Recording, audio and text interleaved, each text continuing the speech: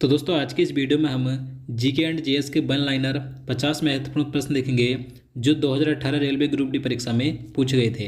देखिए मैं आपको बता दूं ये इस सीरीज़ का पहला वीडियो है, यानी कि आगे भी मैं आपके लिए इस प्रकार के वीडियो लाता रहूँगा। तो अगर आप हमारे चैनल पर नए हैं तो चैनल को सब्सक्राइब कर लें, साथ ही उसके साइड में बेल आइकन को प्रेस कर दें ताकि आपको आने वाली वीडियो का नोटिफिकेशन मिल सके। तो चलिए आज का वीडियो शुरू करते हैं। तो यहाँ पर पहला क्वेश्चन है, जैविक विविधता का आधारभूत स्रोत क्या है। तो देखिए ये क्वेश्चन पूछा गया था, जैविक विविधता का आधारभूत स्रोत क्या है। तो इसका आंसर है उत्परिवर्तन। और देखिए मैं आपको बता दूं इस वीडियो में आपको जितने क्वेश्चन करवाऊंगा तो ये 100% वही क्वेश्चन है जो रेलवे ग्रुप डी परीक्षा 2018 में पूछे गए थे। तो इसलिए आप वीडियो पूरे एंड तक देखते रहिए ताकि आपको पता चल सके कि रेलवे ग्रुप डी परीक्षा में किस प्रकार के क्वेश्चन पूछे जाते हैं। अगला क्वेश्चन है, अंततः श्वसन के दौरान फेफड़े हवा से क्यों भर जाते हैं। तो अंततः श्वसन के दौरान फेफड़े हवा से क्यों भर जाते हैं, तो फेफड़ों की स्फूर्ति के कारण। नेक्स्ट क्वेश्चन है, इंदिरा गांधी इंदौर स्टेडियम कहाँ स्थित है। तो ये क्वेश्चन पूछा गया था, इंदिरा गांधी इंदौर स्टेडियम कहाँ पर है, तो ये नई दिल्ली में है। अगला क्वेश्चन है, विजयनगर साम्राज्य की स्थापना किसने की थी। तो देखिए मोस्ट इंपॉर्टेंट क्वेश्चन है ये, कई बार एग्जाम में पूछा भी जाता है। तो विजयनगर साम्राज्य की स्थापना दो भाइयों ने मिलकर की थी जिनके नाम है हरिहर और बुक्का ने।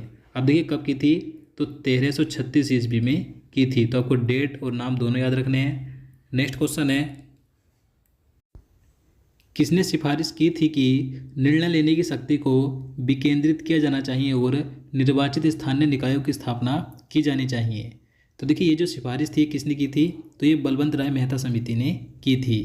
अगला क्वेश्चन है, तत्वों का दूसरा समूह क्या कहलाता है। तो देखिए जो हमारी आवर्त सारणी है तो उसमें तत्वों के दूसरे समूह को क्या कहते हैं, तो क्षारीय मृदा धातुएं कहते हैं। और जो पहला समूह है उसे कहा जाता है क्षारीय धातुएं। अगला क्वेश्चन है, विश्व पर्यावरण दिवस कब मनाया जाता है। तो देखिए काफ़ी आसान क्वेश्चन है, विश्व पर्यावरण दिवस कब मनाया जाता है, 5 जून को। नेक्स्ट क्वेश्चन है, आरबीआई का राष्ट्रीयकरण किया गया था। तो देखिए जो आरबीआई है यानी कि रिजर्व बैंक ऑफ इंडिया है, तो इसका राष्ट्रीयकरण कब किया गया था, 1949 में। देखिए इसकी स्थापना तो 1 अप्रैल 1935 को हुई थी, लेकिन इसका राष्ट्रीयकरण हुआ था 1 जनवरी 1949 को। यानी कि 1 जनवरी 1949 के बाद भारत सरकार का आरबीआई पर पूर्ण स्वामित्व हो गया था, लेकिन इसकी स्थापना हुई थी 1 अप्रैल 1935 को। तो आपको दोनों डेट याद रखनी है। और आरबीआई का मुख्यालय कहाँ पर है, तो मुंबई में है। अगला क्वेश्चन है, भारत के राजस्थान प्रदेश में स्थित एक धार्मिक शहर कौन सा है। तो वो है पुष्कर। देखिए पुष्कर राजस्थान के अजमेर जिले में स्थित एक विख्यात तीर्थ स्थान है जहाँ पर प्रतिवर्ष पुष्कर मेला लगता है। यहाँ पर ब्रह्मा जी के एक मंदिर है जो कि पुष्कर झील के निकट है। तो याद रखना है पुष्कर कहाँ पर है, राजस्थान के अजमेर में। अगला क्वेश्चन है, एक गोलाकार दर्पण जिसकी परावर्तक सतह अंदर की ओर मुड़ी हुई होती है क्या कहलाता है। तो उसे कहा जाता है अवतल दर्पण। तो देखिए जो अवतल दर्पण होता है इसका जो परावर्तक तल यानी परावर्तक सतह होती है तो वह अंदर की ओर मुड़ी हुई यानी कि अंदर की ओर दबी हुई होती है। लेकिन जो उत्तल दर्पण होता है उसका जो परावर्तक तल होता है तो बाहर की ओर उभरा हुआ होता है। तो आपको दोनों याद रखने हैं। अगला क्वेश्चन है, मनुष्य के लिए ध्वनि की श्रव्य सीमा लगभग कितनी है। तो यह है 20 हर्ट्ज से 20,000 हर्ट्ज तक। तो देखिए सामान्य मनुष्य को 20 हर्ट्ज से 20,000 हर्ट्ज तक के बीच की आवृत्तियों वाली ध्वनि सुनाई देती है। अगला क्वेश्चन है, small industries and development bank यानी कि सिडबी का मुख्यालय कहाँ पर स्थित है। तो ये है लखनऊ में। तो देखिए जो सिडबी बैंक है यानी कि small industries and development bank of India है, हिंदी में कहेंगे भारतीय लघु उद्योग विकास बैंक, तो इसका मुख्यालय लखनऊ में है। इसकी स्थापना हुई थी 2 अप्रैल 1990 को, याद रखना है। नेक्स्ट क्वेश्चन है, वायु में ध्वनि की चाल कितनी है। तो देखिए वायु में ध्वनि की चाल कितनी है, तो वो होती है 332 मीटर प्रति सेकेंड। नेक्स्ट क्वेश्चन है, नाइट्रोजनी क्षारों में अनुक्रम में परिवर्तन किसके कारण होता है। तो ये होता है जीन उत्परिवर्तन के कारण।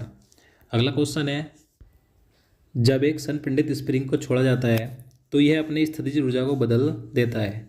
तो ये अपनी स्थितिज ऊर्जा को बदल देता है गतिज ऊर्जा में। और देखिए ये जो क्वेश्चन मैं आपको करवा रहा हूँ इन्हें कराने का मकसद मेरा बस यही है ताकि जो आपके रेलवे के आने वाले एग्जाम है उसमें आपको हेल्प मिल सके, आपको पता चल सके कि रेलवे ग्रुप डी में किस प्रकार के क्वेश्चन पूछे जाते हैं या पिछले वर्षों में किस प्रकार के क्वेश्चन पूछे गए थे। और देखिए मैं आपको आगे भी इस प्रकार के प्रीवियस ईयर्स के क्वेश्चन आगे भी कराऊंगा। तो इसलिए अगर आपने अभी तक चैनल को सब्सक्राइब नहीं किया तो प्लीज़ चैनल सब्सक्राइब कर लें, साथ ही उसके साइड में बेल आइकन को भी प्रेस कर दें। अगला क्वेश्चन है, मस्तिष्क का सोचने वाला मुख्य भाग है। तो मस्तिष्क का सोचने वाला मुख्य भाग कौन सा होता है? तो वो अग्र मस्तिष्क होता है। अगला क्वेश्चन है, दो या दो से अधिक रूपों में किसी तत्व का होना जिसमें कि भौतिक गुण भिन्न लेकिन रासायनिक गुण समान होते हैं तो क्या कहलाते हैं? तो उसे कहा जाता है अपरूपता। अगला क्वेश्चन है, बांदोड़कर गोल्ड ट्रॉफी किस खेल से जुड़ी हुई है? तो ये जो ट्रॉफी है किस खेल से संबंधित है? तो ये फुटबॉल से संबंधित है।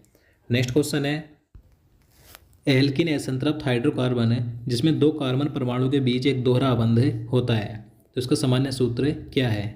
तो देखिए जो एल्किन है यह एक द्विबंध यानी कि दोहरे आबंध वाला असंतृप्त हाइड्रोकार्बन है जिसका सामान्य सूत्र होता है CnH2n। निलय की भित्ति आलिंद की भित्ति से होती है। तो देखिए जो निलय की भित्ति होती है आलिंद की भित्ति से मोटी होती है।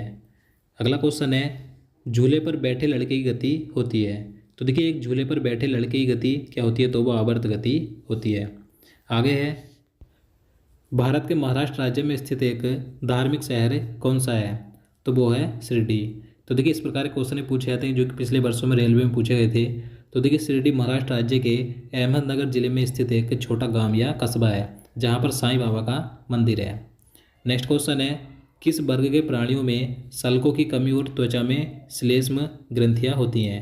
तो ये होती है उभयचर वर्ग के प्राणियों में। नेक्स्ट क्वेश्चन है, मंजीरा मगरमच्छ वन्यजीव अभ्यारण्य कहाँ स्थित है? तो ये जो मंजीरा मगरमच्छ वन्यजीव अभ्यारण्य ये है तेलंगाना राज्य में। नेक्स्ट क्वेश्चन है, देवराय द्वितीय के शासनकाल के दौरान निकोलो कोंटी ने 1420 ईस्वी में किसका दौरा किया था? तो इसका आंसर है विजयनगर का। अगला क्वेश्चन है, युवावस्था के समय लड़कों में दिखाई देने वाली उपस्थिति में बदलाव लाता है तो वो है टेस्टोस्टेरोन हार्मोन।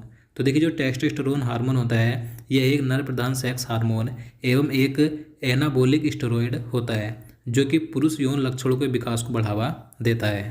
अगला क्वेश्चन है, प्रतिरोध की एसआई इकाई क्या है? तो देखिए प्रतिरोध की एसआई इकाई यानी कि एसआई मात्रा क्या होता है? तो ओम होता है। अगला क्वेश्चन है, दुनिया का पहला फुटबॉल क्लब जिसे 1857 में इंग्लैंड में स्थापित किया गया था तो वह कौन सा है? तो वो है शेफील्ड फुटबॉल क्लब। अगला क्वेश्चन है, भारत में राष्ट्रीय थल सेना दिवस कब मनाया जाता है? तो प्रत्येक वर्ष भारत में राष्ट्रीय थल सेना दिवस मनाया जाता है 15 जनवरी को।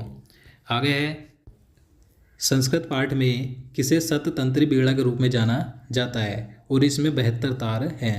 तो वो है संतूर। भारत की पहली महिला राष्ट्रपति कौन है? तो देखिए भारत की पहली महिला राष्ट्रपति कौन थी? तो वो थी प्रतिभा पाटिल। अब देखिए बात करें कि भारत के पहले राष्ट्रपति कौन थे तो आप सभी को मालूम होगा डॉक्टर राजेंद्र प्रसाद थे।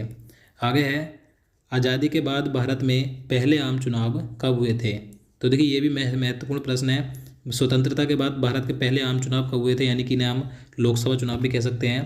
तो पहले आम चुनाव हुए थे, देखिए ये अक्टूबर 1951 से शुरू हुए थे और ये संपन्न हुए थे फरवरी 1952 में। तो 1952 में संपन्न हुए थे और शुरू हुए थे अक्टूबर 1951 में। तो आपको याद रखना है। आगे है, निश्चित अनुपात का नियम किसने प्रतिपादित किया था? तो ये किया था जोसेफ प्रास्ट ने। देखिए इस नियम के अनुसार किसी रासायनिक यौगिक में अवयवी तत्वों के भारों का सदैव एक ही निश्चित अनुपात रहता है। अगला क्वेश्चन है, कन्नौज की लड़ाई में कब शेरशाह सूरी द्वारा हुमायूं को पराजित किया गया था? तो देखिए जो कन्नौज की लड़ाई हुई थी ये हुई थी 1540 ईस्वी में। देखिए इस युद्ध में शेरशाह सूरी ने हुमायूं को पराजित कर दिया था, याद रखना है। आगे है, भारत के संविधान की संसदीय सरकार की अवधारणा गृहीत की गई थी। तो देखिए भारतीय संविधान में जो संसदीय व्यवस्था है कहाँ से ली गई है? तो ब्रिटेन से ली गई है। जिस दर पर आरबीआई बैंकों को ऋण देती है तो उसे क्या कहा जाता है? तो देखिए जिस दर पर आरबीआई बैंकों को ऋण देती है तो उसे कहते हैं रेपो रेट दर। देखिए बात करें रिवर्स रेपो रेट दर की, अब ये क्या होती है? तो जो रिवर्स रेपो रेट दर होती है इसमें बैंकों के पास जब कामकाज के बाद रकम बच जाती है तो वह आरबीआई के पास रख देते हैं और इस पर आरबीआई बैंकों को जिस दर से ब्याज देती है तो उसे कहा जाता है रिवर्स रेपो रेट दर। तो आपको दोनों याद रखनी है। आगे है, गति का दूसरा नियम किससे संबंधित है? तो देखिए जो न्यूटन था, न्यूटन ने गति के 3 नियम दिए थे जिसमें कि गति का पहला नियम था वो जड़त्व का नियम था, दूसरा संवेग का नियम था और तीसरा था प्रतिक्रिया का नियम। तीनों याद रखने हैं। आगे है, भारत के पहले उप प्रधानमंत्री कौन थे? तो देखिए भारत के पहले उप प्रधानमंत्री कौन थे, तो वो थे सरदार वल्लभ भाई पटेल। आगे है दही में पाया जाता है, तो दही में कौन सा अम्ल पाया जाता है, तो वो है लैक्टिक अम्ल। अगला क्वेश्चन है पुरुष प्रजनन भाग में जनन कोशिकाओं का निर्माण कहाँ होता है, तो इसका आंसर है वृषण में। अगला क्वेश्चन है पौधों में कोशिका वृद्धि और कोशिका विभेदीकरण को बढ़ावा देता है, तो वो है ऑक्सिन। देखिए ऑक्सिन एक हार्मोन है जो कि पौधों के विकास में सहायक होता है। नेक्स्ट क्वेश्चन है क्वेश्चन नंबर 42 है दो न्यूरॉन्स के बीच का स्थान होता है, तो इसका आंसर है सिनेप्स। अगला क्वेश्चन है वह बल जो हमारे सौरमंडल की संरचना को बनाए रखता है, तो वह कौन सा बल होता है, तो ग्रेविटी यानी कि गुरुत्वाकर्षण। अगला क्वेश्चन है भारत में हरित क्रांति का जनक कहा जाता है, तो देखिए भारत में हरित क्रांति का जनक किसे माना जाता है, तो MS स्वामीनाथन को माना जाता है। बात करें विश्व की, विश्व में हरित क्रांति का जनक किसे माना जाता है, तो वो है नॉर्मन बोरलॉग। पहले समूह के तत्वों को कहा जाता है, तो देखिए आवर्त सारणी में पहले समूह के तत्वों को क्या कहा जाता है, तो क्षार धातुएं। विद्युत धारा को मापने के लिए किसका उपयोग किया जाता है, तो विद्युत धारा को मापने के लिए एमीटर का प्रयोग किया जाता है। अगला क्वेश्चन है गिर राष्ट्रीय उद्यान कहाँ पर है, तो गिर राष्ट्रीय उद्यान कहाँ पर है, तो ये है गुजरात राज्य में। वन इंडियन गर्ल पुस्तक के लेखक कौन है, तो देखिए ये जो बुक है महत्वपूर्ण है, वन इंडियन गर्ल, तो इस पुस्तक के लेखक हैं चेतन भगत। नेक्स्ट क्वेश्चन है जानवरों का सबसे बड़ा समूह कौन सा है, तो जानवरों का सबसे बड़ा समूह है आर्थ्रोपोडा। स्वतंत्र भारत के पहले वित्त मंत्री कौन थे, तो स्वतंत्र भारत के पहले वित्त मंत्री थे RK षणमुखम चेट्टी। तो दोस्तों ये थे रेलवे ग्रुप डी परीक्षा 2018 में पूछे गए 50 प्रश्न, और इसके बचे हुए प्रश्न भी मैं आपको सभी प्रश्न करवाऊंगा। इसके साथ ही मैं आपको NTPC प्रीवियस ईयर्स के क्वेश्चन भी करवाऊंगा। तो इसलिए अगर आपने अभी तक चैनल को सब्सक्राइब नहीं किया है तो प्लीज़ चैनल को सब्सक्राइब कर लें, साथ ही उसके साइड में बेल आइकन को भी प्रेस कर दें। दोस्तों अगर आपको वीडियो पसंद आया तो प्लीज़ वीडियो को लाइक भी करें और साथ ही अपने स्टडी ग्रुप में भी शेयर करें। तो चलिए मिलते हैं नेक्स्ट वीडियो में। जय हिंद, जय भारत।